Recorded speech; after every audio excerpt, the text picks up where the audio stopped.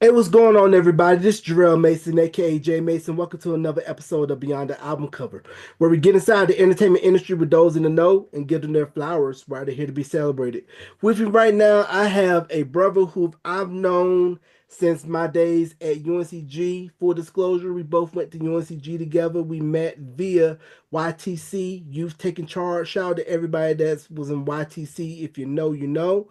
And he's making music on the spiritual cipher 16 bar tip, spitting that hot holy fire. You know what it is. So we can get into all that and more, and then some with my bro, Sam Purpose. Sam, welcome to the podcast, bro. And it's been too long. How you been? I've been doing well, man. Thank you for having me on the show, man. Man, I appreciate you coming on, man. And like I mentioned earlier, we both went to UNCG. Shout out to the Spartans. What actually led you to go to UNCG? Because I don't think I've never asked you that. What led you to want to go to UNCG? So I actually transferred from a community college, which is Johnson Community College, in Smithfield, North Carolina. That's where I went to school, high school. So basically, um, I got into a program that was what was it called? Um, I can't remember it off the top of my head, but UNCG has a program like that too, and it's like for first generation college students. And so I was one of them, and they transferred me over there to their program, and so I didn't really have a specific place that I wanted to go. So I was just trying to make it out of the country with the chickens and the cows, trying to help my mom. Uh, from being from Middlesex, North Carolina. So I had a little map of North Carolina, all the universities that were there, and A&T was a pick, and UNCG. And just to be real, the my experience with homecoming and A&T, I already knew if I went there, I wouldn't have stayed focused. So I was like, let me see what UNCG is about. I ain't never heard of it before, and so I went there, and that's how I got into UNCG. I met my wife there. I met a whole lot of friends. I met you there. I built my relationship there with a lot of brothers. Rest in peace to my boy Daniel Campbell, Oh yeah, who passed. yeah, yeah. Rest in He was peace. one of the first people that greeted me. He was one of the first people that actually just showed me around campus. And so when I was there, me and Daniel developed a friendship for almost the whole time that I was there. And so, that's how I got to UNCG, man. And it's UNCG. It's some good years there, man. I remember my man Hank, and he used to show me around too. And so, shout out to all the people who actually helped me at UNCG. hmm Yeah, because with UNCG, it was a tight knit community, especially amongst the black students at UNCG, because you had your little pocket. A&T was right up the street, so you were HBCU adjacent with A&T just right up the street. Then you had Winston-Salem State right up for it, and then you're not too far of a drive from Shaw, from Central, Livingstone, Salisbury, Johnson C. Smith, and Charlotte. So you can get that touch of culture when you want it, especially in October when Jiho was hitting. I never went to Jiho, but of course, you and I know we knew some people that probably called some people they knew at A&T, like, hey, let me get them tickets. Yeah, gee, how that's the legendary thing here in Greensboro, especially when they go out there and bring those big old turkey legs and put it on them grill. Ooh, them things, I love them right there. And also, I don't know if you know, but Brad Holmes, current GM of the Detroit Lions, is an A&T alum. Okay, no, that I didn't even know that. That's dope. Yeah, A&T alum. I think he graduated from there in '95, and then backup QB for the Lions, Hendon Hooker. His dad played Yeah, ball at A&T, and I think he went to Dudley, I believe, if I'm not mistaken. yeah, I know Hendon. Actually, I remember Hendon when he was a little kid because we went to the same church. Okay, cool deal. And you said you went to high school in Smithville, right? Yeah, Smithfield, North Carolina, Smithfield, Selma, class of 2001. Triple S, right? Triple S. Yeah. Yeah, yeah, know about that Triple S. I hear y'all all the time on Football Friday with Tom Suter mention Triple S and all the schools down and out that way. But of course, I'm sure you can relate to with my neck of the woods being sticks, trees, and dirts because it kind of feel like the 252 area. We Mhm. get overlooked when it comes to North Carolina. It's always 910, 919, three three Mhm. six 704, and it always feels like 252 and of course 828 always get looked at as like, oh, where you from? Because you don't know how many times I had to tell people I'm from Gaston, North Carolina. They're like, where is that? I'm like, you know where Rocky Mount is? No. Yeah. You know where Greenville is? Sort of. You know Raleigh, right? Yeah. Well, it's 2 hours west of Raleigh. So you had to kind of give them a point of reference for a city to let them know where your town is at. Because that's how people tend to look at 252 is that we just got tattered clothes and we still riding in tractors, man. Look, I'm telling you, the one thing that I can say about the 252 is that I can give somebody a direction they still might not know because Julius Peppers is actually from the 252 in Bailey, North Carolina, which was like one city next to me, and that was one of my friend's cousins. Oh, a word. Yeah, because I remember one time when I was in high school, I went to Southern Nash for something with Junior Beta Club, and I Mm, saw Julius Peppers jersey hanging up in the school, and I was like, "Yo, that's Julius Peppers." And then last year, went to the Pro Football Hall of Fame, got to see some of the artifacts, with him getting inducted, and just thinking, he's from 252. And then of course seeing, Todd Gurley out of Tarboro coming into the league, doing his thing right now. Keon Crossen doing this thing is actually from my neck of the woods in 252. He's from Garrettsburg, North Carolina. So shout out to everybody in the Roanoke Valley. And it kind of feels like, with everything coming from the Kinston Pipeline, Bam Adebayo, BI, Brandon Ingram up in Toronto doing this thing, and to just seeing everybody coming from 252 is pretty much almost now to where you got to recognize that we got some things going on there. Also, too, can't forget Rhapsody from Snow Hill, definitely doing their thing, repping 252. So shout out to everybody in Greene County. Yeah, man, it's I can't remember the guy. He went to UNC Chapel Hill, and now he plays for the Chicago Bulls. He was from Wilson, North Carolina. Are you talking about Kobe White? Kobe White. Yep. Mm, yeah, Kobe White. You also from the Kinston Pipeline, you got Reggie Bullock. You have from Goldsboro, Jimmy Graham. Yep. Quite a few. Then, of course, Human Highlight Film, Dominique Wilkins from Little Washington. Of course, mentioned Bam Adebayo from Yep. Little Washington. You also had Kent Bazemore, who played in the league a little bit from Bertie County, which is not too far from my neck of the woods. And like I said, it's just a long time coming to where, when we were kids, the only thing I think you really associated North Carolina with was, of course, MJ, Hmm. Pepsi, Yep. Hornets. Everybody, no matter where you were in the country, had that Charlotte Hornet starter jacket. If you Yeah. know, you know. Please bring back the purple and teal jerseys, Hornets. And then, of course, one of the greatest R&B groups to touch the stage, Jodeci. Child, And when Petey Pablo put out that Raise Up record, yeah. Everybody boy, got hyped. You did that one boy, too. I'm telling you, you had to be from North Carolina to understand the impact of that record, especially when he started shouting the counties out. He didn't mention Northampton. He mentioned Halifax. I could claim Halifax because I stayed in Halifax for a little bit. He mentioned Johnson County up in there. That's where we at. Yeah, I was like, okay, I hear you. Oh, Petey, man, I remember that song. I think I was in either middle school or close to high school when that song came out. I think I was in ninth grade when that song dropped. But like I said, it was really one of the first national representations of North Carolina, on the rap scene musically. And this was probably, I want to say maybe right around the same time, or maybe a year or two before or prior to when Little Brother broke. Because Little Brother, I think they came out with the listening, and I want to say what, 02, 03.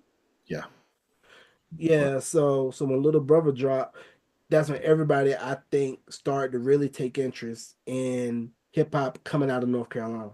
yeah, man, we know you can't forget one of the dopest MCs in my opinion out of North Carolina, J. Cole.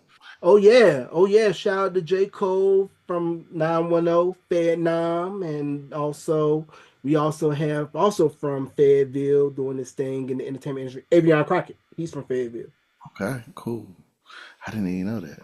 Yeah, Avion Crockett's from Fayetteville, and I want to veer real quick into how gospel music has changed over the decades. Because when we were kids, when you go to church on Sunday mornings, you're hearing that old school AM insert gospel station here, and it's quartet, quintet. It's very traditional, something that want to put you to sleep. Something that your grandma play on once you watching Bobby Jones getting ready for Sunday school, if you know, with that brown AM FM radio clock set, and then just how it kind of felt maybe around late 80s, early 90s when you started hearing Take That Back.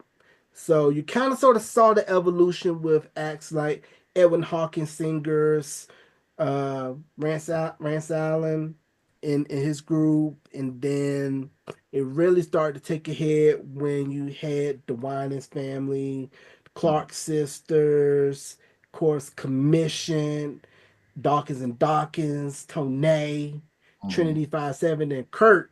When mhm. Kurt Franklin hit, that kind of blew the floodgates open because I remember when he came out, it was almost like you mixing the secular with the holy, and it was still kind of uncalled for in church circles to blend the two.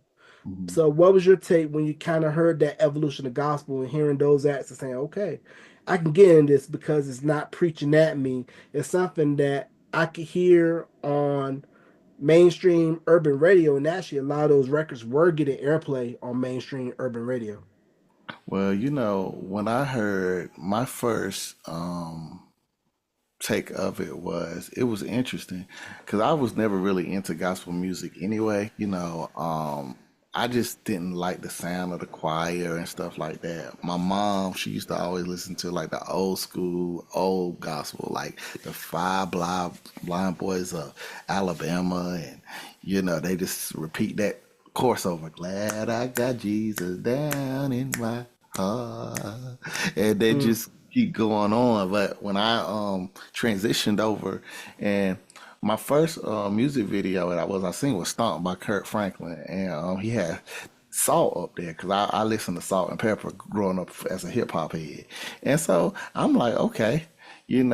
I see what he was trying to do, but it didn't really move me. I just feel like, hey, okay, from the sonically, I'm a hip hop head, so I didn't mm, really grow up off of gospel. I grew up off of hip hop because that's what I listened to. My mom listened to more old school gospel, but when I heard Trinity 5-7, that sort of moved me over into an R&B type thing, and I'm like, I like the beat, and it started getting me interested. They had a song called God's Grace, and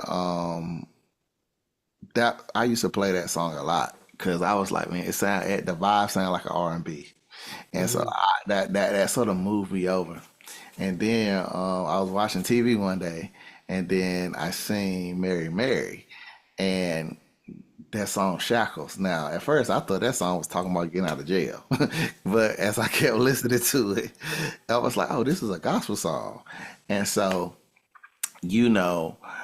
I was into listening to music like that, but it wasn't until um, I came up here to Greensboro and joined YTC, and I just had to listen to some different type of music because when I gave my life to Christ, I didn't want to listen to music that was talking about killing and mm, other stuff. And so, when you see the combination of, as we call, secular and the gospel, I think it does reach people because we have to understand secular is not necessarily evil, but secular is just talking out without God. So a positive song, the ABC song, can be a secular song, where it is a secular song. And so now that when you have that mainstream sound, as we say, especially from a hip hop to combine in the gospel, I think you get people's attention because it's the music that draws them. And so when you had brought Christian hip hop, my first introduction to Christian hip hop was through Canton Jones. And actually, my wife actually gave me a CD because I was trying to find some music to listen to. And she said she got something for me because she gave me Smokey Norfolk. I listened to that, Kurt Franklin, Yolanda Adams, and I listened to it for a while. But she said, I got something for you. So she gave me a Canton Jones CD. That was the first like uh like as we say, the combination of gospel and hip hop combined together. And I was like, man, this ain't no gospel song. This ain't no gospel music, but the song was called I'ma Stay Saved. And I needed that song. I listened to that song for about a whole year. Just Right, by itself. And right. so that was a real transparent song because it was about, giving your life to Christ, but you still dealing with things in your flesh. And Hmm. it's like I nobody didn't really talk about that, but but Ken Jones, and that was real because I was still like struggling trying to submit myself up under the lordship of Jesus Christ, and I wondered did anybody else feel the same way. And so that song really helped me get through a lot of hard times. Hmm. You know the song "You and Me" by Cat and Jones, right? Hmm. All right, funny story, right? So I was at WAG working as a DJ on my show. So we had the Holy Hip Hop Taken to the Streets mixtape in the library. So I ended up getting one of the people in the executive role to burn me a copy, right? Hmm. So burning the CD, put on the track, listen to it. I'm like, okay, this sounds like a nice little quiet storm joint right there. And then when he started talking about Jesus, I was like, oh, I see what you did there, but this dollop diabolical right here. So I ended up putting you and me on a Quiet Storm mixtape that I made, dog. So just because I was so entrenched by the groove, right? I was like, okay, this nice little Quiet Storm record right there. But then we're talking about, I want to take G somewhere, go somewhere. I'm like, yo, yo, yo, yo, hey, yo, Canton has a way of drawing you in yo, because that's nasty work. you be like, okay, you think you getting into a little sexy groove thing, and then he'll come with that.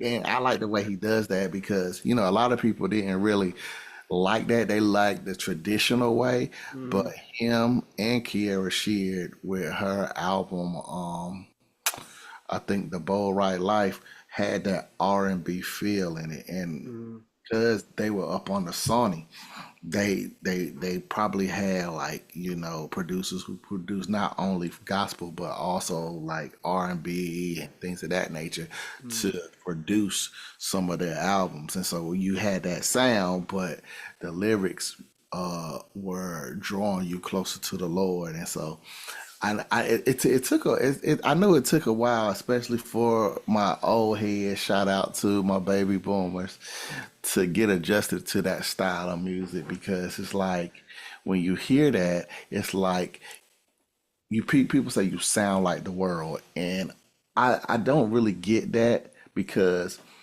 all things come from God, and each and every one of us was in the world at one point in our life. So I Mhm. don't feel like you just have this heavenly choir sound with bells and charms and going up, and it's gonna make music that's more godly.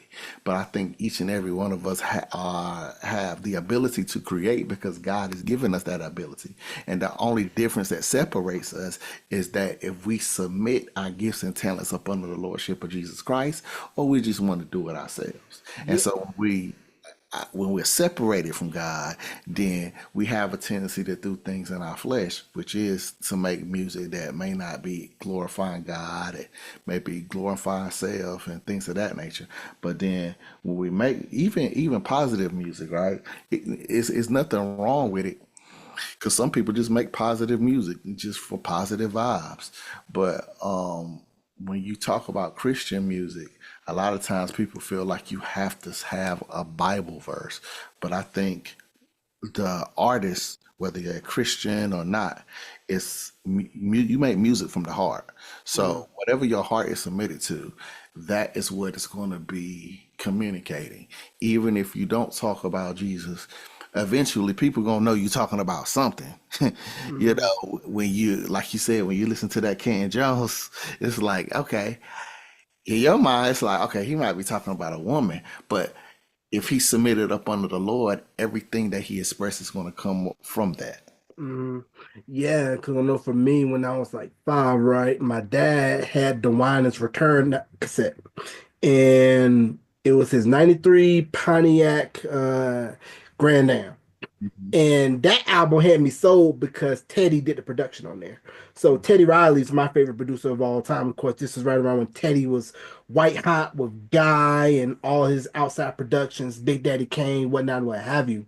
So to hear Teddy Riley and the Winans link up to do stuff, it was like, yo, you're getting the Guy sound on a gospel track, and then also too hearing Commission's name over and over when groups like Shy, Silk, Boys to Men, Jodeci, 112 always mentioned Commission and their influence. We actually at WAG had the vinyl for Ordinary Just Won't Do. Now, I ended up playing it and then hearing Mitchell Jones come in and sing it. I'm like, oh, so this is where Sean gets it from. And to just hear the similarities and how we were kind of sort of had inklings of it in R&B because if you go back and listen to I'm Still Waiting by Jodeci, Mhm. KC put in there Running Back to You from Commission. Escape cover is My Living in Vain by the Clark Sisters. So we've been having little dabbles of it in R&B because a lot of those acts were influenced by those groups. Right. You know, I remember Jermaine Dupri made a post and he was saying why R&B is not that good is because people don't go to church no more. And he made a post up there about the influence of gospel in R&B. Mhm. And especially when you talk about those groups like Escape and Boys to Men, a lot of the sound and the like the harmonizing you can hear in those gospel quartets, and even when you hear in the old groups back in the day, they knew how to harmonize on key to a point. It's just like it'll take you to another place. Mhm. Yeah, because I'm sure Casey and JoJo cut their teeth in the gospel world. Lil Cedric Haley and the singers, and they actually put out a couple of gospel records. And Casey had said in his interview on the R&B Money podcast with Tank and Jay Valentine that he actually ended up crossing paths with Johnny Gill because he was in a gospel group with his family when he was younger before he put out his solo records, and then coming into New Edition, and then everything that happened with Johnny after that. So, like you mentioned, just the importance of gospel and how it's the foundation of a lot of musical genres. And you mentioned earlier Salt and Pepper when Salt was on Stomp with Kurt Franklin and how that was one of the early records to really cross and it got airplay on BET and MTV. Salt and Pepper just recently got named to the class of 2025 induction for the Rock and Roll Hall of Fame, in addition to Outkast, Cyndi Lauper, and all the other acts. So what's your thoughts on both Salt and Pepper and Outkast going into the Rock and Roll Hall of Fame this year? I think it's well deserved. You know, Salt and Pepper was one of the first duo girl groups that I listened to.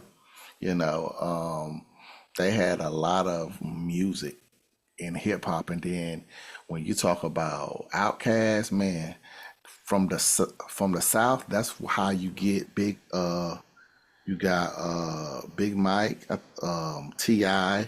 You got Goody Mob. You got all them from Outkast. I was just looking at a song that the other day from Outkast. You remember Elevators? Me, Mhm. you, your mama, and your cousins. I remember that song. That was actually the first song that I discovered Outkast on, and that was off that album ATLs. So Mhm. yeah, man, it's well deserved. Outkast, and you can see the influence of Outkast and Salt and Pepper when you look at other girl groups that came from that, even rap and hip hop, and just bringing all that together, them being in a Rock and Roll Hall of Fame, I don't, I don't. It's not a surprise to me because a lot of people don't know is a lot of the genres of music that you hear was stem from rock and roll. When you go and take music theory and you see how hip hop came into play, of course we know from the 1973 with Clyde and Sidney Campbell. But if you just go back to all that, like even before hip hop, the culture, you have like rap, and rap was, I think, here probably about 20, maybe 20 years before hip hop came, was actually birthed because people were rapping, but it was like modern day rap back in that time. And so, yeah, man, those influences, Salt and Pepper, Outkast, they definitely well deserved to be in that Rock and Roll Hall of Fame. Yeah, because I remember back when I was a kid in the late 80s, early 90s, almost every girl that I knew that would be grandmas, aunties, whatever, had that salt and pepper asymmetrical. Hmm. They showed that, yes. Yeah, man. Yeah, Uh, that asymmetrical cut was everywhere. And then with Outkast, you gotta think about it, folks. 1994, Outkast dropped with 7 player list of Cadillac Music. This was right around the time when West Coast was dominating. Dre with the Chronic came out in 92, Snoop Doggy Style 93, Warren G Regulate G Funk era came out 94 as well.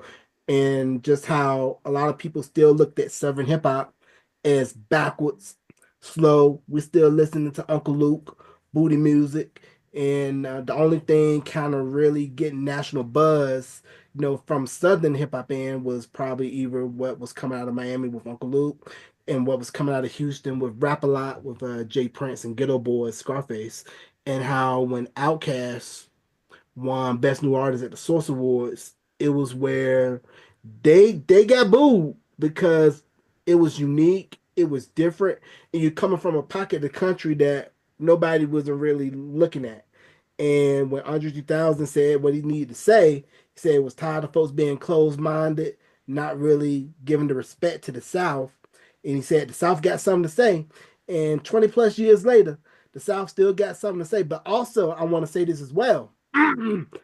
What kind of kicked off that musical movement in Atlanta, not too many people think about it, but ABC and Crisscross set it off. And I'm telling you, as a child of the 90s, Crisscross yeah, was everywhere. They were opening up for Michael Jackson. yeah. Chris Cross was one of my, if not the first hip hop album that I brought. Not because they had two. They had the one that had Jump on it, and then they had Young Rich and Dangerous. Oh, we talking about the Young Rich and Dangerous album, or are you talking about Totally Crossed Out was the first album you brought? Young Rich and Dangerous was the first album that I brought, Mm, but Jump was the first single that I actually listened to, and mm. that single was everywhere. They were on in Living Color. They were on, like you said, they were performing with Michael Jackson. Chris Cross was everywhere. Yeah, and also DJ Nabs was there. DJ who a lot of people don't know. DJ Nabs from Durham. Shout out to Durham to the Bull City, and just how, like I said, Crisscross along with Another Bad Creation really started that whole movement of what was to come out of Atlanta. And also at that same time too, you had what was going on with LaFace with LA and Babyface setting up shop in Atlanta, and of course Bobby Brown Yeah, had a hand in that as well because Bobby Brown set up shop in Atlanta, ended up building the studio Boss Town, which later Outkast brought and it became Stankonia Studios, and just how Atlanta really set the stage to where people are like, okay, I don't have to go to New York or LA anymore. I can just go down 85 to Atlanta and make it happen. yeah. Atlanta had become a mecca of for hip hop, and even in the Christian space when you got Lecrae and Reach Records up there too. Okay, okay. I didn't know Lecrae was headquartered down in Atlanta. So let's talk about Lecrae and just his impact on what he brought to the game. Yeah, so Lecrae, when I discovered Christian hip hop, I didn't even know who Lecrae was. I actually discovered Lecrae a couple years after I was introduced to Christian hip hop through a friend of mine, actually, who's uh, brought Christian hip hop to my attention because he came from New York, and so he was already in the hip hop mode, but he gave his life to Christ, and so he was still into hip hop. He wasn't really into gospel, and so he put me on to music videos that had the truth. Andy Mineo, who went by C Light at the time, and a lot of other Christian hip hop artists, and so the truth, his song "Lost" was one of the first songs that I discovered in Christian hip hop that sound just as good as the mainstream hip hop. And his cadences, his wordplay, and then Andy Mineo, "God in My City." And so when I discovered Lecrae off a song called "Praying for You," and so that was one of the songs that was actually playing on BET. And my sister at the time, my sister said she didn't know that was a Christian hip hop song because I didn't even know what Christian hip hop was. But that they used to play a lot of like Lecrae songs on BET at times, and I'm thinking like, okay, I guess he's just a guy talking about God, and so, but as it started to evolve, when you see Lecrae and his work, from his After the Music Starts to his Church Clothes series, all the way up to his Restored and his All Things Work Together album, you can see that collaboration of just like that musical work. I know he worked with Ty Dolla Sign, he worked with Big Crit, and it was some controversy with that, but his message never changed. And so, up there in ATL where Reach Records is headquarters, he had you know well, 1K Few, he had Trip Lee, he had Andy Mineo at the time, and then KB, who's from Tampa, and they started a movement up there. And a lot of times, when you think about Christian hip hop, you think about Reach Records because the structure and the understanding of the business is so great that they're able to market their artists out there. So you got a Nikkei who's formerly known as One Day now. You got What Up RG. You got a lot of those artists out there. You had Gavi. You got a lot of those artists out there on Reach that under the influence of Lecrae and Christian hip hop, they've actually given Christian hip hop a mainstream like audience to people being aware of it. Like it was even I think KB was on Good Morning America, and they was talking about it on Good Morning America about Christian hip hop. Like Christian hip hop has been around, from my understanding, since the '80s. It just Mhm. wasn't it started out with Pete Sweet and Stephen Wiley, and as it started to grow with other genres of music, because you had artists like Soup the Chemist, you had the Preachers, who they're older artists, but they actually are making music now, and so they came back out, and so Christian hip hop has been around for a long time, Mhm. but now it's just starting to get a lot of attention even now, Mhm. as you see on social media, and you see a lot of these artists like Miles Minnick and John Keith, No Big Deal, KB, Bizzle. A lot of these are getting a lot of mainstream attention just from Mhm. some of the culture. Yeah, and then some of the others, early pioneers of Christian hip hop, you get Grits, Grammatical Revolutions in the Spirit, and also Gospel Gangsters. When I first heard Gospel Gangsters, when they sampled the "I'll Be Good" Renee and Angela record, I was Hmm. like, "Yo, they're fire. They got heat." Yeah, they got that, and they got that West Coast vibe to them, man. Hmm. Yeah, Christian hip hop has been, influencing on a lot of people, especially those who are raised and born in church. Because a lot of this generation, coming up, including my daughter and my kids, they were brought up right in church. I know for me, Hmm. I wasn't raised in church, but it took when I came up here to Greensboro, that's when I started to understand the structure of church and how it worked, and things of that nature. And so it was cool, but a lot of the traditional things didn't really sit with me.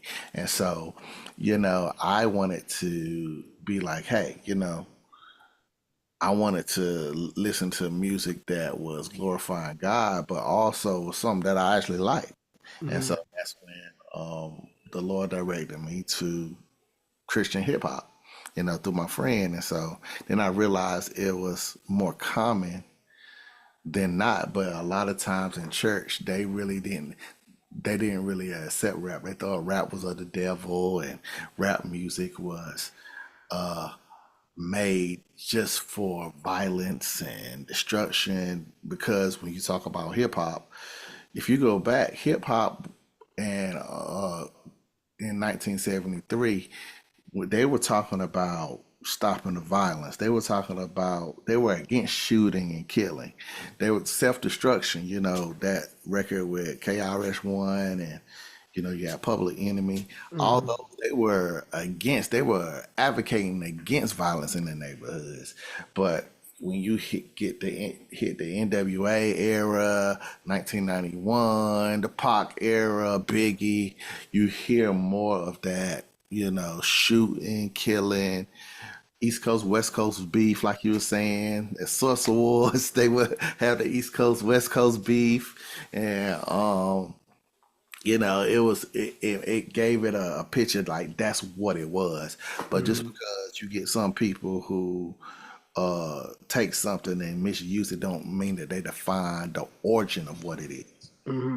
Yeah, because that comes from people not really understanding, doing their homework. 'Cause like you mentioned earlier, rap was party music and message music as well. You mentioned self-destruction. Then the West Coast put out their own version with all in the same gang, and just how it's now the world's most popular musical genre. You can go anywhere in the country, international even. Nobody knows a lick of English, but they'll spit a rap record at the drop of a hat. So tell me about some of the MCs that influenced you to pick up a pad and a pen and a mic. And also, did you cut your teeth doing the freestyle battle circuit back in the day? Yeah, I used to freestyle back in the days. Me and my homeboys in the down there in Middlesex, North Carolina, we had our little freestyle battles on the bus after school. But some of the artists that influenced me were Nas, um, Az, Biggie, Big L, Busta Rhymes. A lot of the East Coast, and then the West Coast, like Warren G and Dr. Dre. A lot of people know Dr. Dre as the producer, but for the Friday soundtrack, Heads Ringing, they still play that like right now to this very day. I heard that song a couple months ago. One of my neighbors was playing that. And so, Mm, you got Snoop, you got Mac 10, MC8, and then you got to go. I can't forget about my people in ATL, Outkast, Andre 3000, Big Boy. You got Ti. You got man, just a number of artists that I was influenced by all those artists combined. But mm, mostly for me, it started on the East Coast with CL Smooth. You got, of course, Big Pun and Fat Joe and the Beatnuts, Cypress Hill, De La Soul. That was my group. I love De La Soul. EPMD, Eric Sermon, Keith Murray, Method Man, Red Man, Wu Tang Clan, and so I was influenced to start writing because I'm like lyricism is something that I'm passionate about. Like lyricism matters, and I know for some people, they like just a beat. I like lyricism. I like good beat and lyricism. That makes a good record to me. And so Nas always had that. Busta Rhymes always had that. Biggie when he was living. Um, Tupac lyricism always was something that I prioritized when I was writing. So when I picked up a pen, I picked up a thesaurus because I wanted to be able to rhyme with everything and say words in a different way. And so I had a thesaurus and a dictionary. And when I would write, I would listen to a beat with the old school boom box where you could put the cassette tape over there and put the instrumental in there. Mm-hmm. They had a little mic up there and you could record yourself over the tape. Yeah, that's how old I am. So Mm-hmm. I will write there in my pad, and you know, then I'll practice freestyling with some of my homeboys in school. So yeah, man, that's I was like 9 years old when I started doing that, started writing and freestyle. Mm-hmm. You mentioned AZ, and I feel a lot of people, MC's MC, that's AZ. But I think commercially, he hasn't had that success as some of the people that you mentioned, but real ones know. And it's hard to believe how the firm flopped. I mean, you had Dre, AZ, Nas, Don from In Vogue, but AZ is one of the ones because I first heard of AZ when Sugar Hill dropped, which you had Miss Jones singing on the hook, and that record sampled "Sugar Free" by Juicy. If you don't know, Juicy is from 252 from Enfield, North Carolina. Wow. Yeah. I remember she get here. I remember that video came on Rap City. That was Mm-hmm. that was my first discovery of AZ. Back when BET was appointment television, with Rap City, and then later on 106 and Park with AJ and Free, and then later Roxy, and from 252 Rocky Mount song Terrence J, and just how when Freestyle Friday you had to be there though. Freestyle Friday. That was an event. I'm telling you, you had Jen, Shaheed, the poster boy, Mm. Whiteout, Blind Fury. We could go down the list, man. But Freestyle Friday, it was one of those events where you literally had to make sure everything was done so that you could watch Freestyle Friday because you never knew who was going to win. And like I said, the moment when Jen popped out the Rough Rider chain when he got the Rough Rider deal, I was cheering like I got the deal. Right, man. And then we can't even forget that was the influence of freestyling and rapping. You got the Freestyle Friday, then you had Rap City the Basement when they come Mm-hmm. out to Freestyle Friday, they had Cameron down there. They even had Trina down there at one time. They had so many artists down there just to get up on the mic and spit little Bow Wow back in the day. Uh and then, Big Ticker, he was a freestyler. He could hang Mm-hmm. with he's the host of the show, but he would hang with all those guys that were freestyle. Yeah, yeah, he went toe to toe. You mentioned Cameron, and I think don't nobody put respect on Dipset.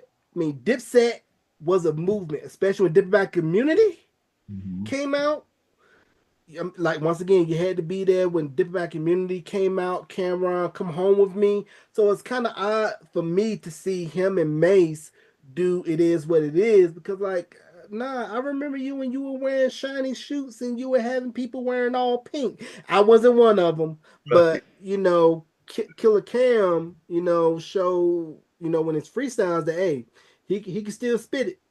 Yeah, man. Cam, man. Everybody was doing the little pink little do rag with the hat. I said that wasn't me. I still couldn't get with pink, but it was some cats that was doing it. That was showing the influence that they had on the culture. That you would get people to wear pink. You would get guys to wear pink now. As Right. long And as Dipset did it. yeah, but then I want to talk about real quick as well. Like when Nelly dropped, I think nobody saw that one coming. Cause I thought when Country Grammar came out, it was just gonna be one and done. But Yeah. when he kept coming again and again and again and again with all those hits, and then of course Hot and Her, that really took Nelly over the top. So just talk about just Nelly's impact and how he, along with Kanye, Common, Crucial Conflict, Do or Die, Twister, The Brat, Slum Village, and of course Marshall Mathers, Eminem, Royce the 5'9", all those guys really set the stage for rap coming out of the Midwest. Wow, man. Yeah, so, cause that was just like the South with Outkast.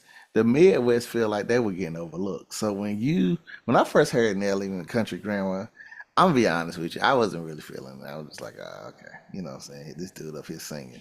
So, but my homeboy loved Nelly. My homeboy from New York, who's from the area where hip hop was birthed.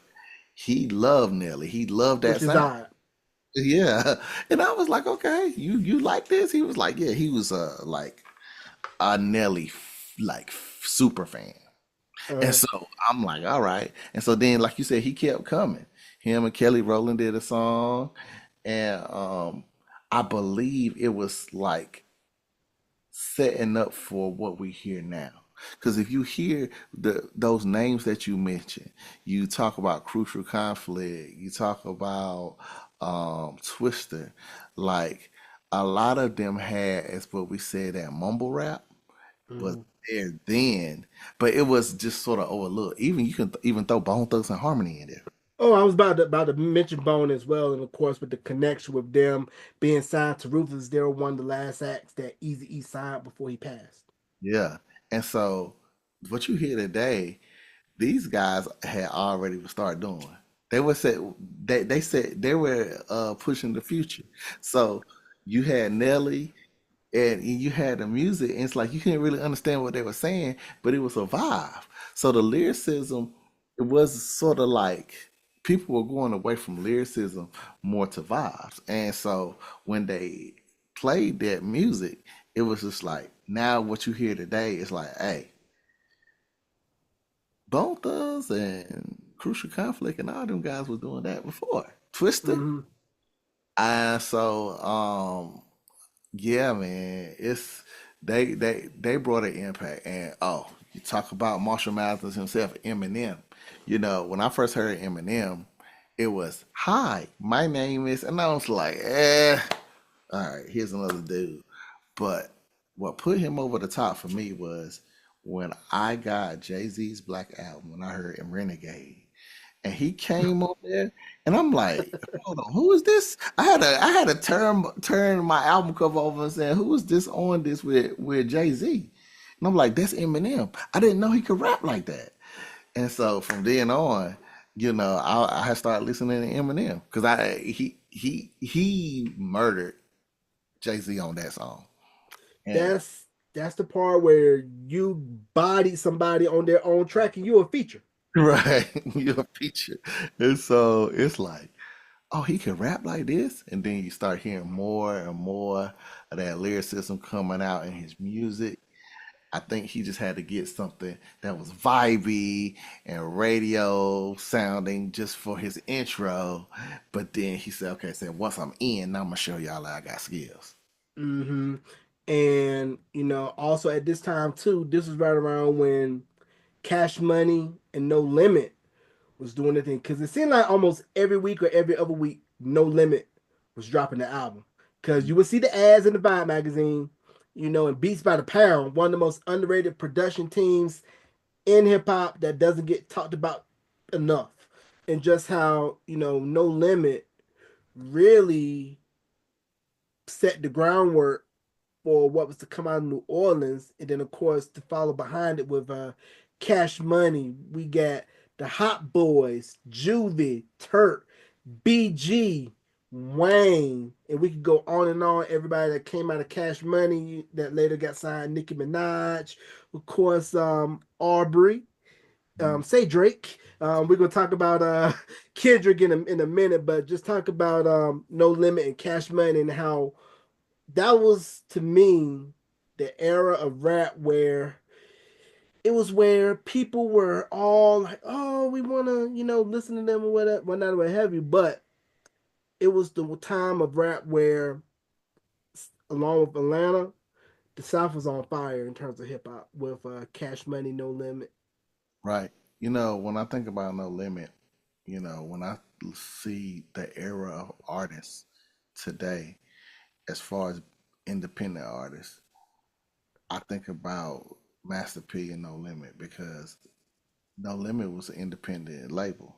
Hmm. Master P started that from the ground up, and he was just so business savvy, genius. That's how he was able to drop that stuff out because he didn't have to submit to a label. He got a distribution deal, and one of the first people that got I think it was one of the highest distribution deals as for an independent artist. Hmm. And so, No Limit, man, really set the stage with just being an artist that's independent. And so, Hmm. um, again, their sound was unique. And that goes to show you that you don't have to have the best music in the world to be popular. You just have to find your audience and find who likes that type of sound. Because, not everybody likes lyrical rap. Some people just want to vibe, make him say, that was that is catchy because it's like, okay, but when you find yourself singing it, it's like, no, I got you. He pulled you in. And Right. so, No Limit, you got Cash Money with Juvenile, and from there you got Cash Money Millionaires. It was like they weren't really talking about nothing too deep. It was just a vibe, and they understood their audience and how to market the music to the people who were interested in their Hmm. music and their brand. And so, man, that whole Louisiana, New Orleans, yeah, they when the South started to blow up, I mean, you that whole Texas with UGK and all them, they were one of the groups that really started to make noise with the South along with Outkast in Atlanta. Yeah, and you mentioned No Limit. I didn't know this until I saw the No Limit Chronicles that Master P actually ended up starting No Limit when he was out in the Bay, out in Richmond, California. And he pretty much kind of followed the philosophy of a lot of the go get it, do it yourself rap artists that come out of the Bay, like E40, Too Short, and Hammer. And a lot of people don't let the baggy pants and the diamond please don't hurt them fool you. NC Hammer is a real one, and I think a lot of people play Hammer, and you should not play Hammer because you've seen the stories where Redman talked about he sneaked this Hammer on one of his albums, and Hammer had to pull up on him. Uh, yeah, Hammer boy, MC Hammer man. That's yeah. If you want to talk about like hip hop in the early '90s and the dancing, the Running Man, the real Running Man. They got a new Running Man now, but we know the Running Man where it like looks like typewriter you going across the screen. That was Mhm. the original with Hammer. Can't touch this. Mhm. And then with also just how rap has really went from being originally when it came out New York out to where when it morphed and spread to other regions of the country, you got to hear different variations. Like we mentioned a lot of, the West Coast stuff that came out of Southern California with Dre, Snoop, Warren G, and how those were actually West Coast leaning records that ended up blowing up nationally. And when Warren G came out with Regulate for the Above the Rim soundtrack, and then they later released it for Regulate the G Funk era, that pretty much, in a lot of opinions of music insiders, saved Def Jam. Yeah, yeah. One of the things about TV and film is that I realized that people get famous and popular off of having their music on a very popular TV or film series. And they Mm-hmm. might not be a big artist, but after that movie plays, most people find that music. Regulate was one of the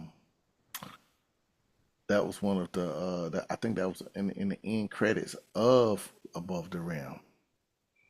And Mm-hmm. so then they had a music video afterward. I remember I saw that movie along. That's one of my favorite movies to be a matter of fact. Tupac played in that one when he was living. But yeah, TV and film, music and TV and film, and people will recognize a lot of music from the movies that they watch. And then they'll go actually Shazam or look for the artist if they like Mm-hmm. Yeah, so what's your take on Kendrick and how he managed to keep that lineage of West Coast MCs alive with him coming from the lineage of Dre and Snoop and NWA, Ice Cube and all that, and just seeing what he did to Mr. Aubrey this it. past year. I mean, you flamed that man in the Super Bowl and Canada. I mean, can't win for nothing right now. At least SGA got MVP this year. Right. Well, I mean, to speak on that, the beef, itself is like, they always had beef, but if you're talking about from a lyrical standpoint, I don't think Drake had a chance. Uh, Mm-mm. because, Drake is a very excellent like brand, right? Celebrity. Rapper, he's all right, but when you're talking about line for line, yeah, Kendrick has that all day, and just being because he comes from that line of great rappers. When you hear about Snoop Dogg and Warren G and Dr. Dre, he's already there in that era. Uh, Drake, otherwise, I don't know. You know what I'm saying? So it's like that right there was to me won't even a beef. I think if J. Cole would have stayed in it would have been more of a competition between J. Cole and Kendrick instead of Drake and Kendrick. But J. Cole sort of chose to step aside. But lyrically, I think it would have been a real like heated battle with them, like Mm. lyric wise, because J. Cole is just a wizard when it comes to his Mm. lyrics and his writing, and his wordplay, and so is Kendrick.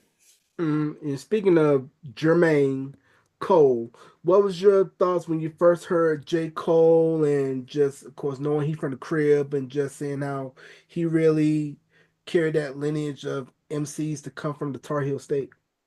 I thought he reminded me so much of. At first, I thought he was like from like New York or something, just the way he was sounding. But when one of the first songs I heard from J. Cole was Rise or Shine, because that was on the actual NBA 2K soundtrack. I think the NBA 2K, was it 8 or 9? I don't know. But Rise or Shine was on the NBA 2K soundtrack. And so that song, I looked it up. It was J. Cole. It's like, okay. I discovered it. I found out, bro, from North Carolina. I was like, wow, he's Fayetteville. Because, my family is from Fayetteville. And so, J. Cole keeping that lineage of hip hop and just that sound is, he stayed true. And then just in his lyrics, he talks about real stuff. It's not just like, you know, vibey and things of that nature. I love the authenticity that he brings in his lyricism and his cadence, his storytelling, his wordplay, all that. Yeah, he's one of those ones, and remember first hearing J. Cole, of course, hearing from he's from Fayetteville, and he went to school in New York. Actually, went to St. John's, I believe, and just how, he's a regular everyday dude. He just go out, mind his business, drink his water, don't be bothering nobody, and you see what that gets you. And then also with Rhapsody when she came out. I first heard Rhapsody when she was in the BET Hip Hop Awards Cypher. And when I saw Snow Hill, North Carolina, I was like, okay, let me pique my interest, sit up and pay attention. Then when I heard her spit, I was like, oh, she's one of those ones. She studied Queen Latifah, MC Light, Yo Yo, Nikki D, Boss, all of those female rappers of the 90s, and she pretty much cut her teeth with Cooley High when she was over at NC State, and then put out her solo work, and just how she's a throwback to those great female lyricists from the 80s and 90s. Right. Right. Yeah, man. You know, I think about female lyricists from the 80s and 90s. I think, about, of course, Salt and Pepper. But then I think about the Brat. Mm-hmm. I had her Folk Defied album. And yeah, she's a spitter. Then you got Queen Latifah, MC Light. Yes. And then, as you go up with Little Kim, and then the late Lisa Left Eye Lopez. Yeah, Mm, they was some yeah. spit. Yeah, we can't forget Moni Love and also Lady of Rage. Yeah, yeah, Lady of Rage. I remember her. And she's from Danville, actually. I didn't know that. Yeah, she's from Danville, VA. Shout out to Danville. I know y'all got that new Caesars in there. Don't be acting a fool with that. And we mentioned Greensboro a lot, and you mentioned Jay Z, but I think we should also mention Ski Beats and how important he is to hip hop, with him being from Greensboro, cutting his teeth with Payroll Records and Busy Boys and producing for Jay-Z's Reasonable Doubt and later Camp Low and all of his stuff, Original Flavor.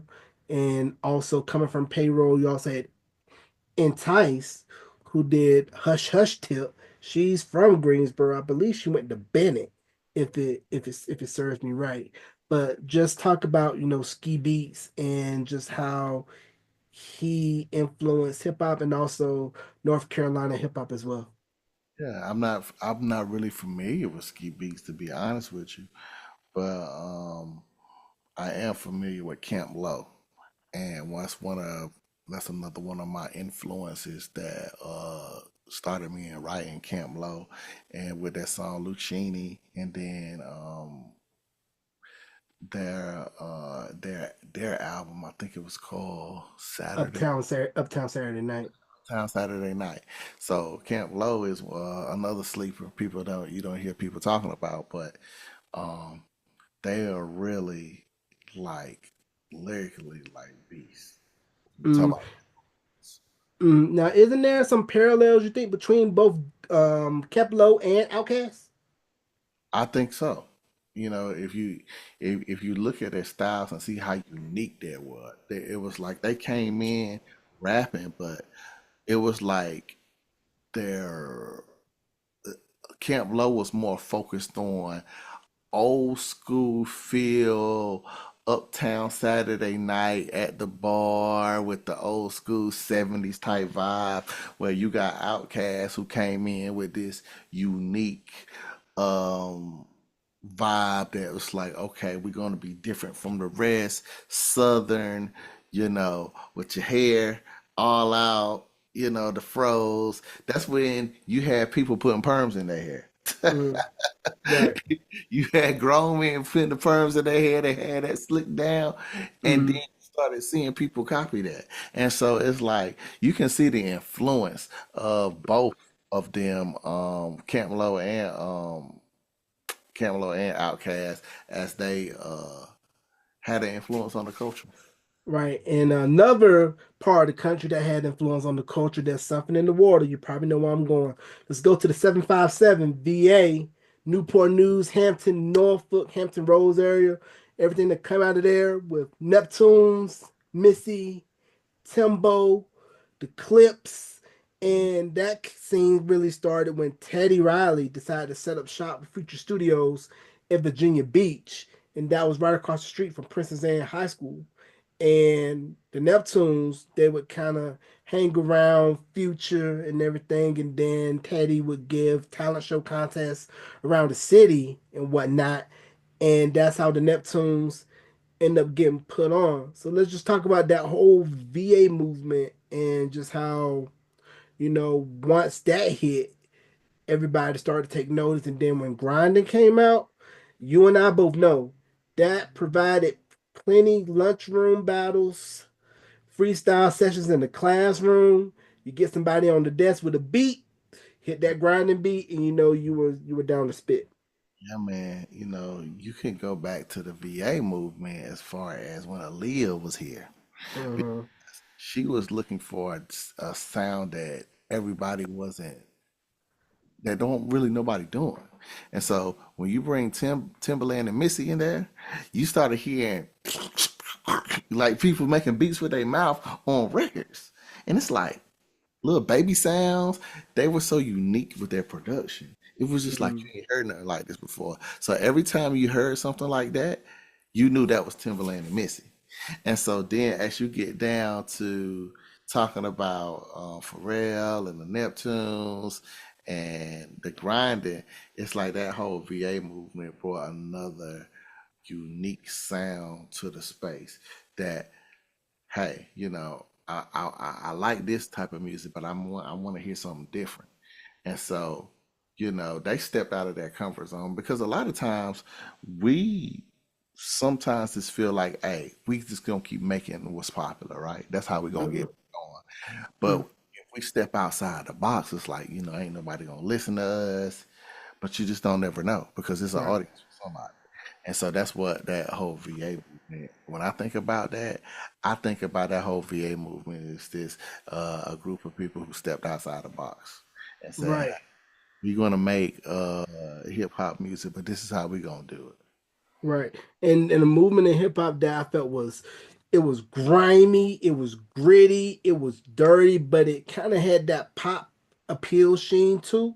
Rough Riders, especially, rest in peace DMX, and how X, he was able to really capture both the hard grittiness and then very in touch with the spirituality with the prayers and everything like that. To just talk about just Rough Riders, and their whole movement with DMX, Eve, Dragon, who I feel is one of the most underrated MCs in his opposite the H2O album. Underrated.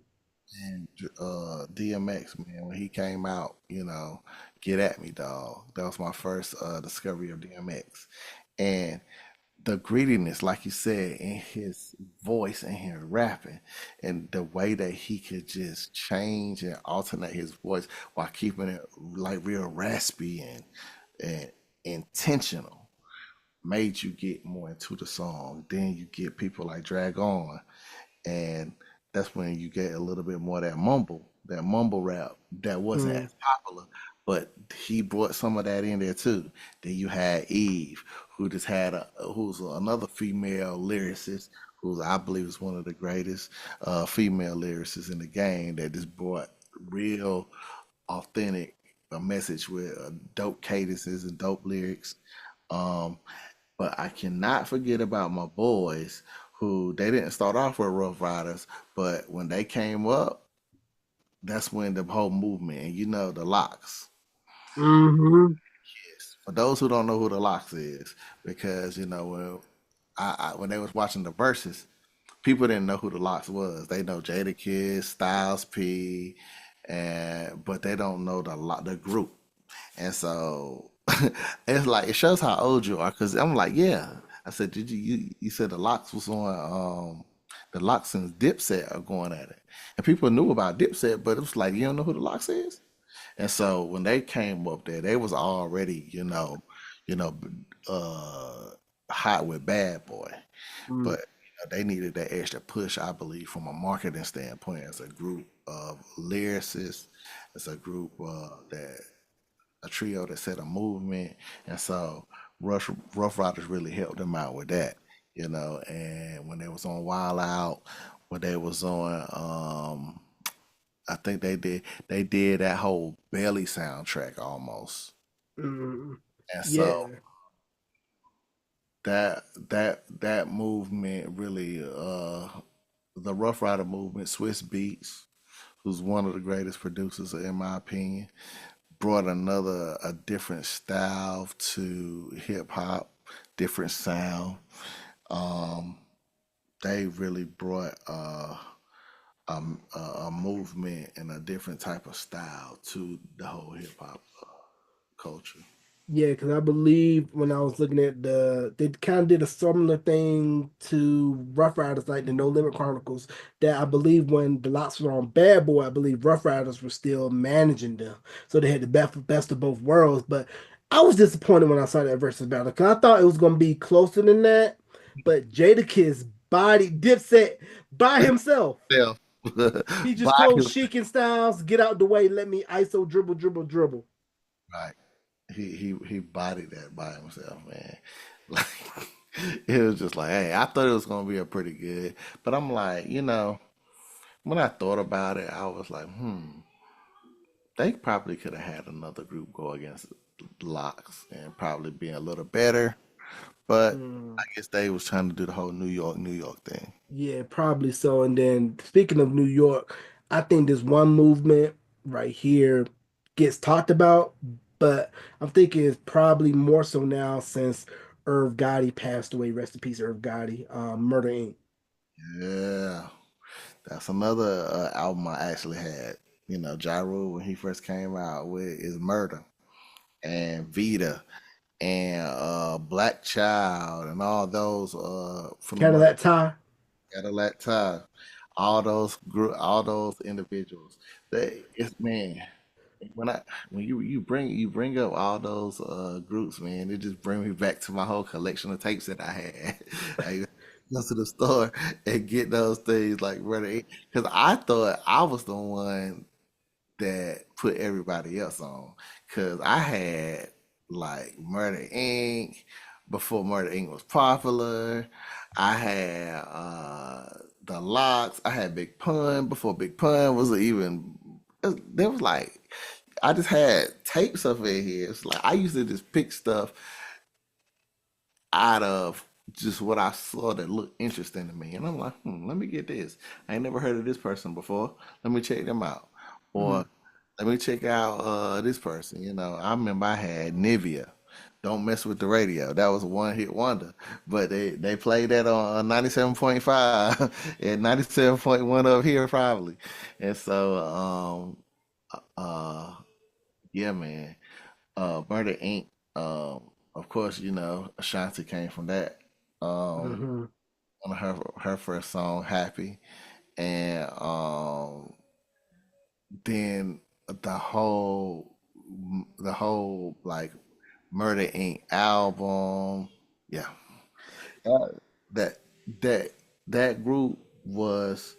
I think they had a short run, but it was an impactful one when they were out. Yeah, it really was, especially when Ashanti hit, because Ashanti crossed over big time.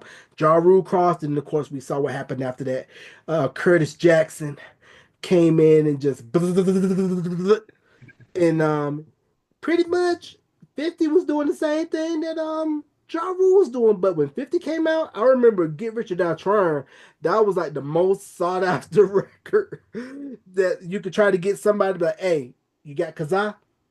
How much will you charge to burn me, Get Rich or Die Trying? Man, that Get Rich or Die Trying, man. It was just so well like crafted because when he made the album, he then made the movie Mm, based off of his life, and so when you think about it, that was very well from a business standpoint. The way he made the album, and then he had the movie, it's mm, something in their mind for him, like okay, you know. yeah. Maybe this is something I need to grab because 50 is a good businessman too.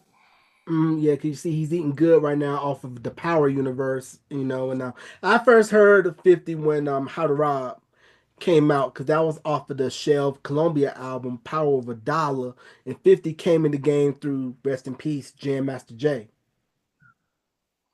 Yeah, see 50. I first discovered 50 Cent.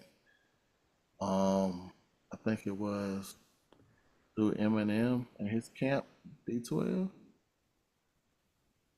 Yeah, yeah. Hmm. So, but he started coming on like after that because a lot of these guys, man, they been rapping, but it's like once they get put on with somebody else who's already has a higher platform, now you start to see them, and then you see them again. Like you say, you saw Nelly, then you start to see him again. It's like, okay.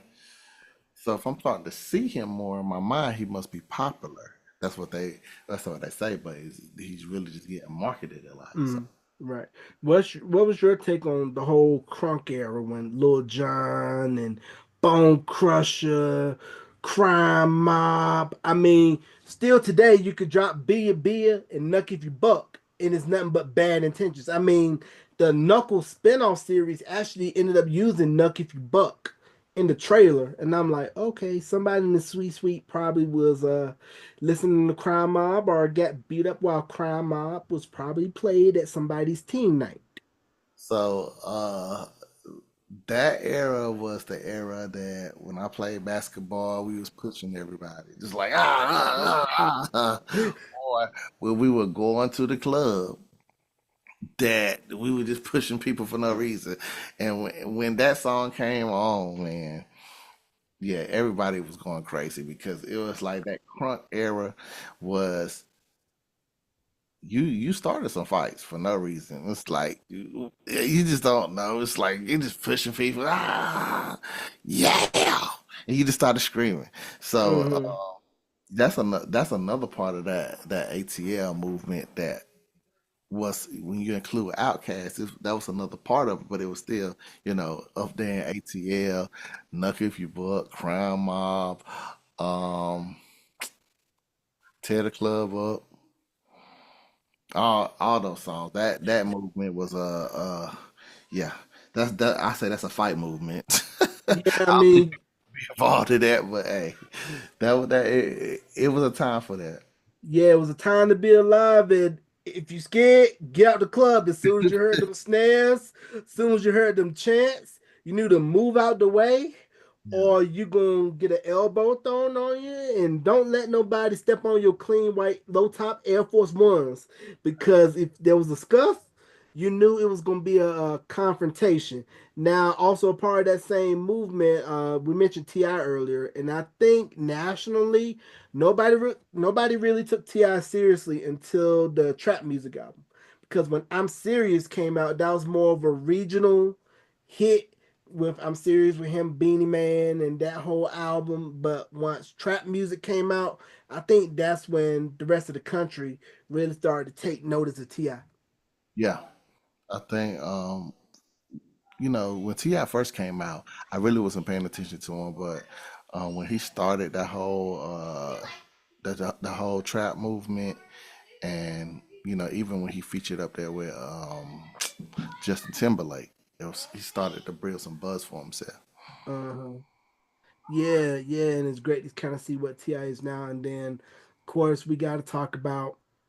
We mentioned Bad Boy, and of course, everything that's going on right now with Diddy. But musically, Bad Boy was on fire too at that time as well. And you got to give Diddy credit for having the ear to be able to say, "I know what's works for the streets, and know works well for the clubs." And he learned that being under Andre Harrell, rest in peace. We was interning at Uptown. He was A&R. He turned Jodeci from four North Carolina country gospel singing boys to the bad boys of R&B, and then oversaw Mary J. Blige and her rise at Uptown, and another person that also doesn't get enough credit for his production, his songwriting while he was here, but the late Prince Marky D.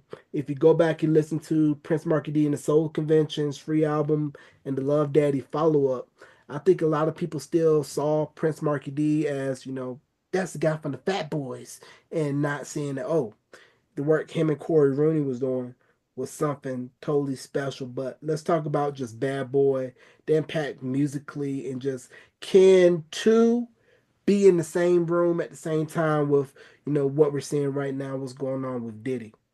Hmm. That's a good question. I know from a musical standpoint, when you talk about Diddy, um, he was a genius, understanding what worked for the radio and actually what worked for the streets. He was more of a if it ain't broke, don't try to fix it. He did a lot Hmm. with the Isley brothers. He especially with Juicy and Big Papa. He did a lot of samples, a lot of samples. If you hear, I hear music today that a lot of people don't realize that, okay, this was sampled from here. And so, Diddy did, like, even with the Rocky movie, when he did Victory for Hmm. the Puff Daddy and the Family. So when he took the, I think was that Eye of the Tiger? No, not Eye of the Tiger. Oh yeah, he did. Yep, he sampled that too.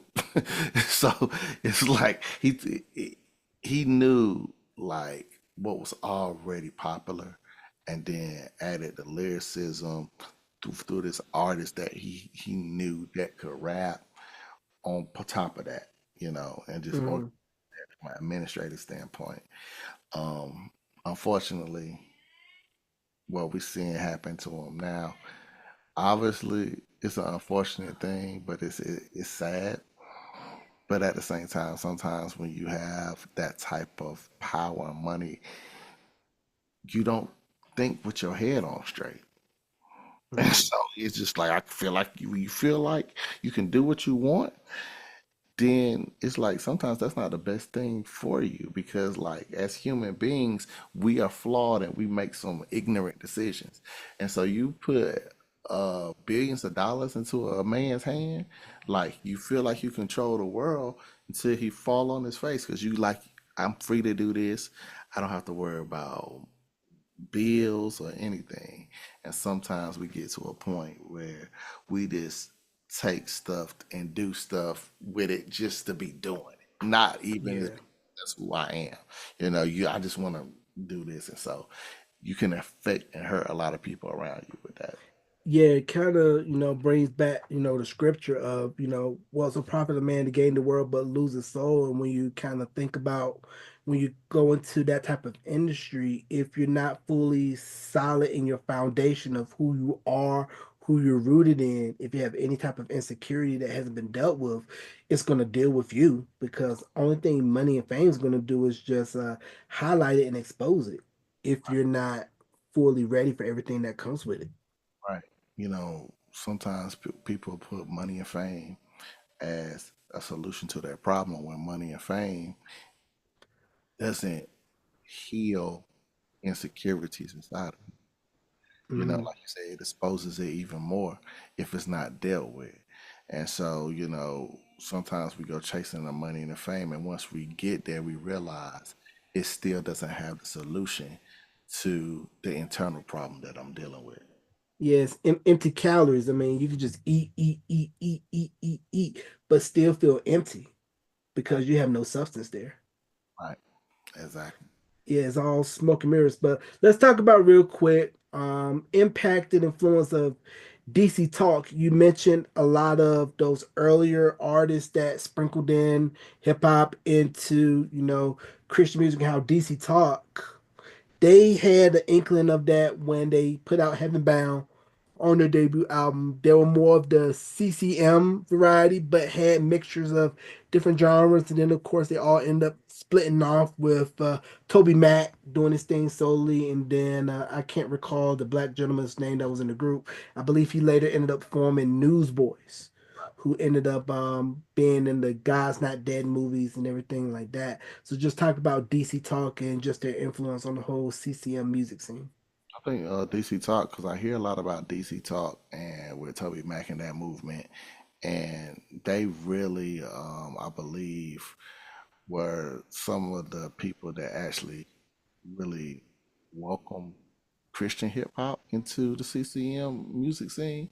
The Christian hip hop started, I believe, with CCM earlier, but for it to be on the radio and like platform, it's more of that DC talk with the rap more than the hip hop, and I say that because you know when you think about the hip hop and the sound, and you think about DC talk, you know they had more of the vibe to with Toby Mac with that pop sound, also reaching that younger generation, but also that younger generation is now our generation because the people who they were reaching, we're in our early late 30s, early 40s. You know, we're that generation now, and so the generation that is using that us is now trying to reach that younger generation. And so I think their influence the generation that we're living in now, who is us, so we can influence the younger generation. Right. And I mentioned Dawkins and Dawkins and how, listening to their records, you're hearing like, oh, these are R&B sounding records over gospel. And then one Anson Dawkins actually ended up working with the Underdogs, with Harvey Mason, those guys under that. And the one thing I liked about Dawkins and Dawkins, especially they're really big on interludes.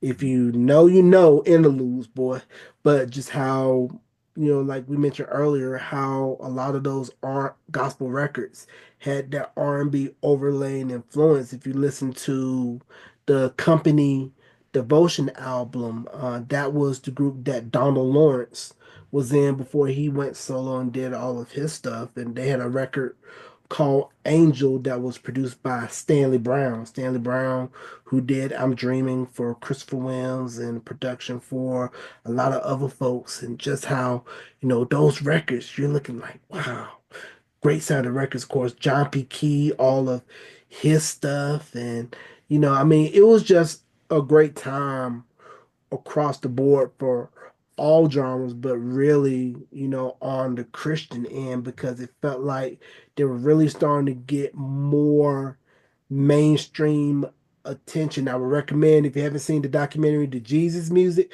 where they go into the history and depth of CCM and where the current state of Christian music is. I would definitely recommend that. So, your take on just where Christian music is today and where do you see it going? I think Christian music is on the rise, and I think because of the way the world is now, and a lot of things being exposed, even with Diddy and a lot of these things, I think people are looking for something more.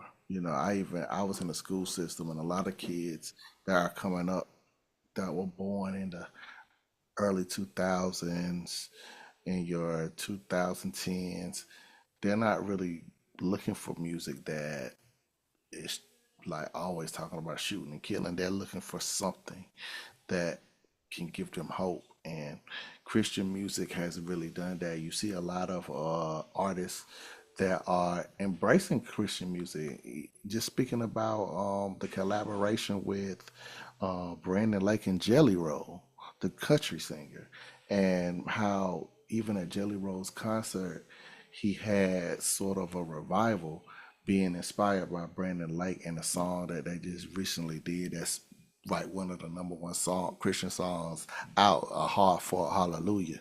It's a remix that Brandon Lake did with Jelly Roll. And so the rise of Christian music, whether that's Christian contemporary, gospel, and even Christian hip hop, I see it continuing to grow and get more mainstream attention.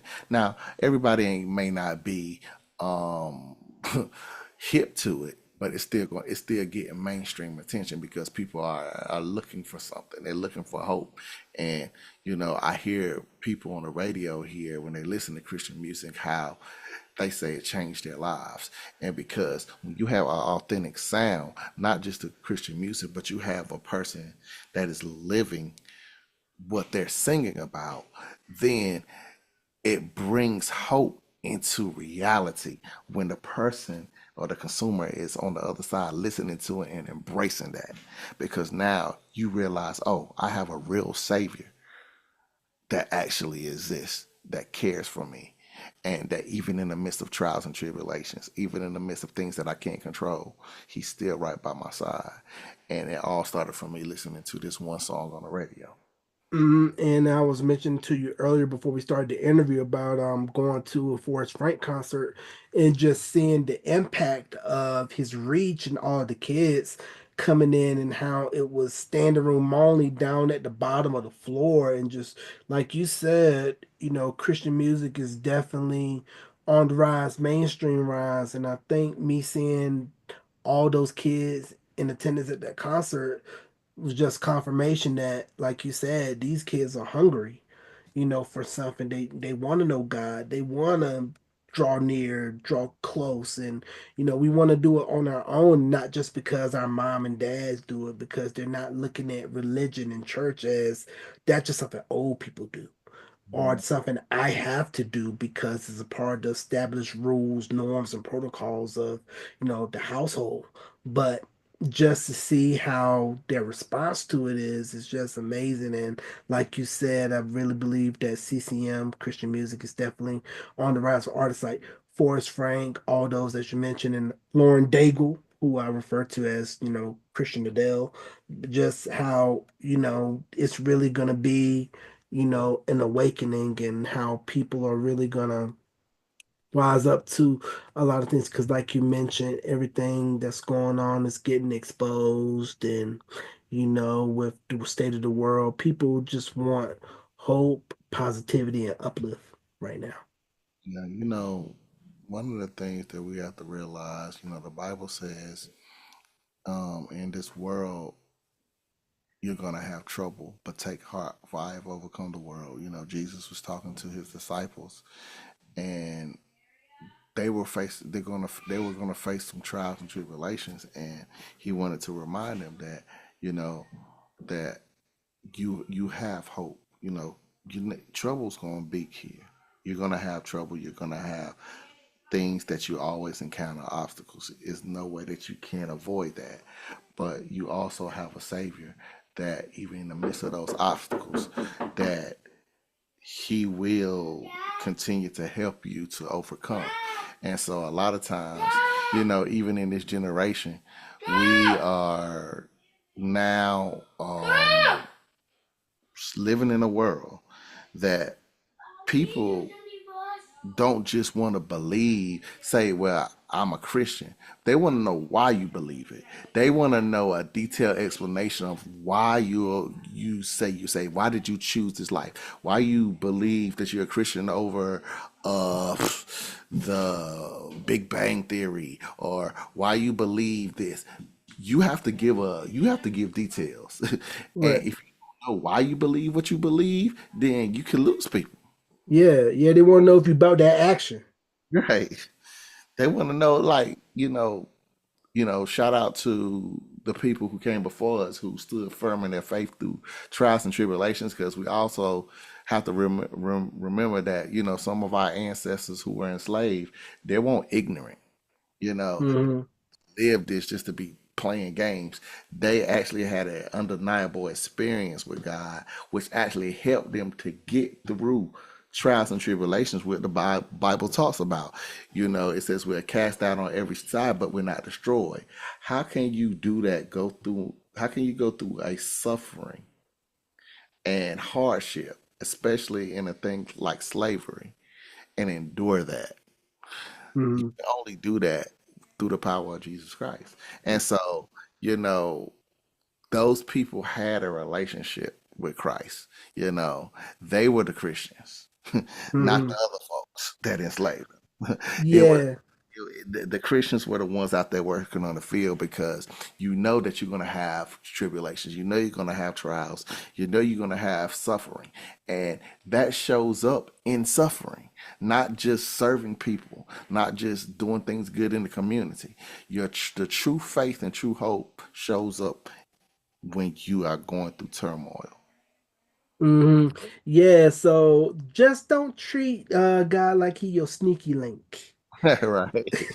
Yeah, that definitely don't do that because you definitely want to make sure that's all about living the life and not just doing it for clout, for flex, for the gram or whatever that it's 24/7 because I mean it's something to just wear a shirt or wear a bracelet to say I'm a child of God, but are you really living it when nobody's watching?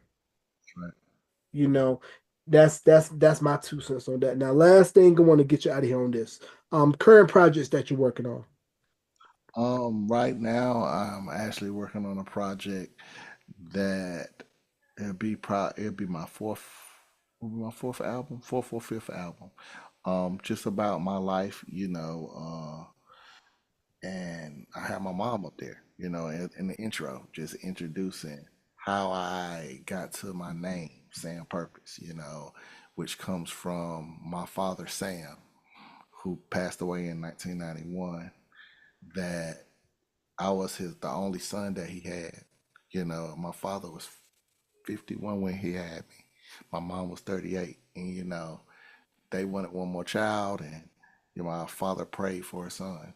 And so, God doesn't have to give you what you ask for, but he gave him a son, and I was the only son that my father had. So I believe that in that it was a purpose for me that my father prayed for, that he wanted to fulfill and to continue on. And that one thing is to continue to uplift the name of Jesus Christ. And I've been tested in areas, but I know one of the things is my purpose is to glorify God in all that I do. And so, um, the album that I'm working on is just about me, um, being how I got to where I got to, how I got to UNCG and joined YTC and met all the people that I met, like yourself, how I got to meet my wife, how I have got to be my kids, how I got to the church that I'm at. So that's one of the projects I'm working on right now. Okay, and when it officially drops, you got a spot to come back and chop it up about the album when it drops. So before we conclude the interview today, Sam, shout out you want to give and also plug your socials. Shout out to you for having me on the show. Shout out to everybody, Middlesex, North Carolina. My socials is everything at Sam Purpose Music. You can also check out my website, sampurposemusic.com. That's where you can find all my music. That's where you can find even my merch, which is PITMOA, stands for Persist in the Midst of Adversity. And if you haven't heard my music, it's everywhere on Spotify and Sam Purpose. There you go. And you can catch this interview wherever you stream podcasts and the official YouTube channel at youtube.com/beyond the album cover. Ladies and gentlemen, let's give a big thank you. Round of applause to my bro, Sam Purpose, for coming on the podcast. Sam, thank you for coming on. You're welcome back anytime, my brother. For having me, man. Yes, sir.